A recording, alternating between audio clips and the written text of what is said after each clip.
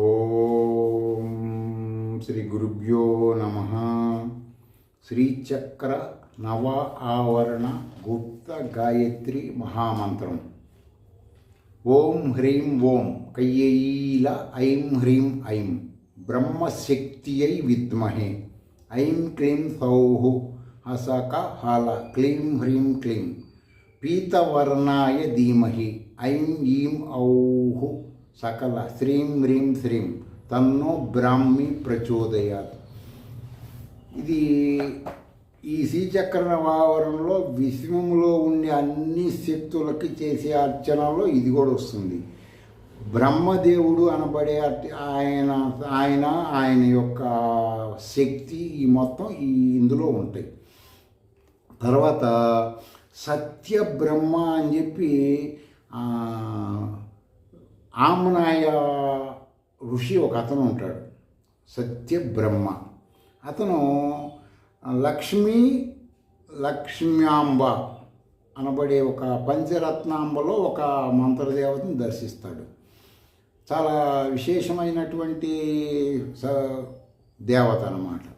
ఇప్పుడున్న ప్రపంచంలో వాళ్ళెవరికి కూడా ఈ దేవత గురించి ఎవరు కూడా శృతుల్లో మాత్రమే, ఆ శృతుల జ్ఞానం ఉన్నవాళ్ళు, శ్రీ విద్యా జ్ఞానం ఉన్న వాళ్ళకే ఈ దేవత గురించి తెలుస్తుంది.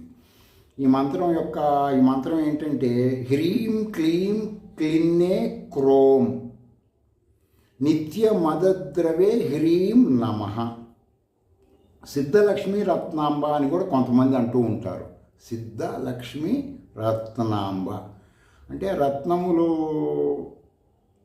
ఉన్నటువంటి పాత్ర ధరించి ఉన్న లక్ష్మీదేవిగా కొన్ని శ్రీ విద్యా గురు పరంపరలో చెప్తూ ఉంటారు. ఈ మంత్రం చేసుకోవటం వలన వచ్చేసి మామూలు లక్ష్మీ మంత్రానికి వచ్చి శ్రీం ఉంటుంది. ఈ మంత్రంలో ఎక్కడా కూడా శ్రీం అనేది లేదు. హ్రీం క్లీం క్లిన్నే. క్లిన్నే అంటే నేను గతంలో భగమాల్ని తిది నిత్య మంత్రం చేసినప్పుడు అందులో ఈ శబ్దం వస్తే దీని గురించి అమరకోశం మొత్తం జల్లెడ పట్టాను. అప్పుడు నాకు తెలిసింది ఏంటంటే క్లిన్నే అంటే రోజు రోజుకి వృద్ధి చెందే దానిని క్లిన్నే క్లిన్నా అన్న శబ్దములు వస్తాయి అని నేను తెలుసుకున్నాను. కాబట్టి ఈ హ్రీం క్లీం క్లిన్నే అంటే రోజు రోజుకి అభివృద్ధి అని అర్థం. క్రోమ్ అంటే ఏంటంటే నా దగ్గరికి రా, నేను చెప్పినట్టు ఈ విధమైన అర్థాలుగా భావించవచ్చు.